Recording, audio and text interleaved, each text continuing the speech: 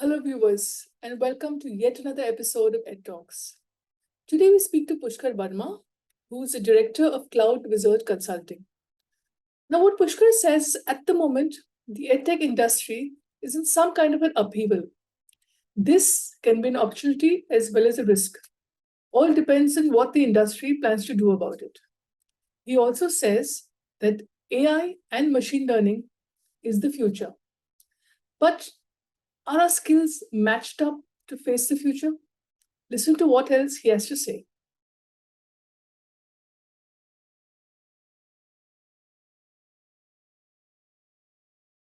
Hi. Cloud Wizard is an AWS authorized training and consulting partner, and the company was founded in November 2015. So it's been 7 years of our association with AWS as an authorized training partner. As of now, we pretty much deliver all of the training and certification programs that AWS has. So it's around 18 different classroom courses that we deliver for AWS. We deliver these courses both to individuals and to businesses alike. Currently, we work with very small organizations which have a small team, less than 10 people, to mid-sized organizations, and then we also do trainings for global organizations like GSIs. You can count the very large companies amongst them. Uh, Personally, for my background, I'm a computer engineer, and I've done my postgraduate studies from the Nottingham Trent University in the UK. Generally speaking, I am very committed and enthusiastic in order to bring quality AWS training to the Indian masses. When we started Cloud Wizard in 2015, there were no clear options around authorized training being available to the Indian organizations, and that is what we hope to bring together with this organization. As of now, in terms of geography, we cover India, we cover some of the other SAARC countries like Nepal.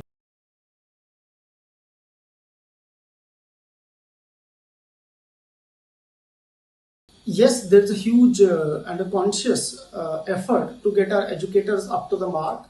And the reason being is, being in any service industry, you are as good as the quality of service that you are able to offer.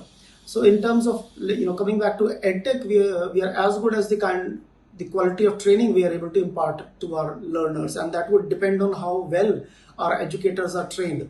So we have specific programs under which, we allow our educators to upskill themselves, to learn newer technologies, so they get special time, paid time specifically to upskill themselves. We also sponsor all of their learning materials, their certification programs, and everything, so that they are able to learn themselves.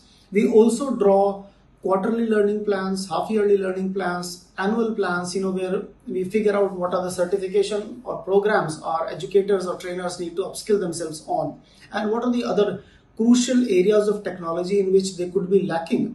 So yes, that's how we differentiate ourselves from our competitors in terms of how well learned our instructors are, how many certifications do they hold, how many practical exercises they have done, and that reflects in the quality of education we impart to our learners.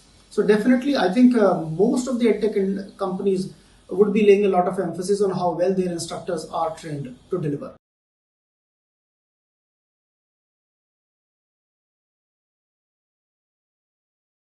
See, in terms of education companies or edtech companies still serving an urban market, I think this is potentially true to a great extent. And the reason is the edtech companies can only service an audience which either has the understanding or of the importance of skilling.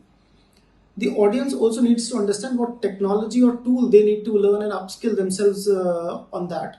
Additionally, the audience should have access to devices such as laptops, mobiles, and high-speed internet.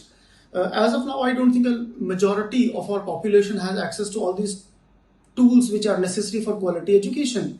Though we are making great strides in terms of the penetration of the internet, low cost mobile devices are now available across the country, but it will be a little while before we are able to provide all these things to the majority of our population. And till that happens, I think edtech industry would mostly be serving a urban or semi-urban kind of an audience, somebody who understands or is in the right frame of mind to take up online education, plus have access to internet and mobile devices, which are crucial for online learning.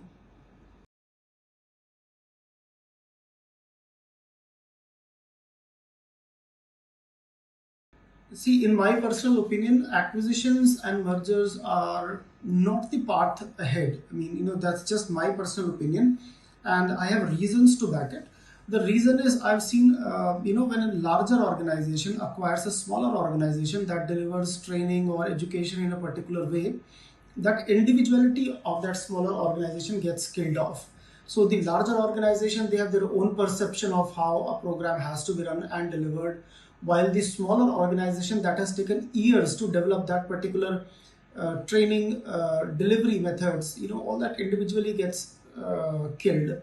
Um, unless larger organizations come to a consensus that they will let those smaller units flourish within their own teams, let them do things in their own individual ways, I don't see this is the ideal path ahead.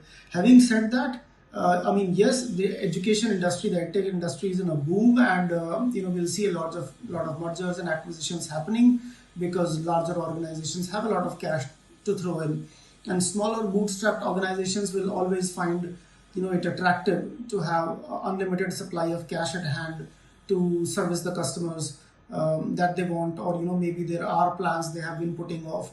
So though I don't think this is the ideal way, but yes, this is going to happen.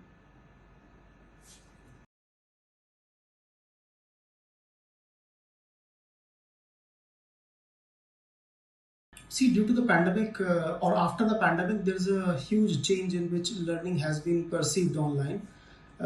Prior to the period when COVID struck, the traditional way of teaching was a physical classroom training delivery.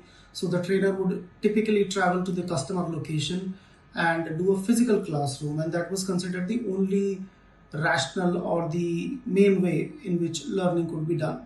After the pandemic, I believe even for a lot of our customers have realized that virtual instructor-led training is just as effective as a physical one. Plus, virtual training provides them a lot of flexibility in terms of the time zone in which the training is delivered, how different teams in different geographic locations collaborate and come onto the same platform for a particular training. Uh, there's also a lot of cost saving involved because the customer would typically pay for a trainer to travel, boarding, lodging, and everything. And as of now, they can train multiple different teams sitting from the comfort of their homes on virtual instructor-led platforms, and which are just as effective. So I think this perceived mindset that yes, trainings can be done in a virtual format as well has been the biggest shift, or the biggest change in terms of how learning is perceived post the pandemic.